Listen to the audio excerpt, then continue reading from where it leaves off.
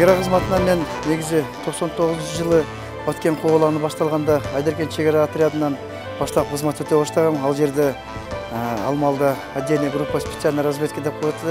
Атайдаштырылган чалгындоо топторунун командири болуп, ушул Баткен кобаларында катышканмын.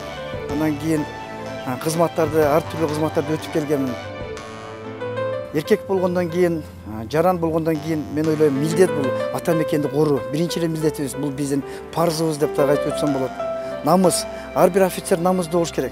Намыз керек, ар бир элдин намызы болуш керек. Ушу чегара болгондон кийин, мамлекет болгондон кийин, жер болгондон кийин ошону корууй турган намыз менен кандайдыр бир мүнөз болуш керек ар бир адамда, ар бир эркекте.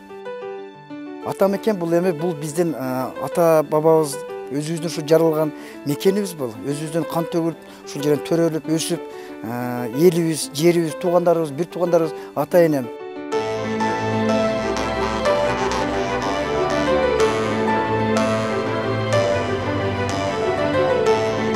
Бүгүнгө чейин мен сыймыктанам, мен чегарачы экениме сыймыктанам, мен офицер экенимде сыймыктанам, мен ушул ата мекендин коргоочу экениме мен катуу сыймыктанам.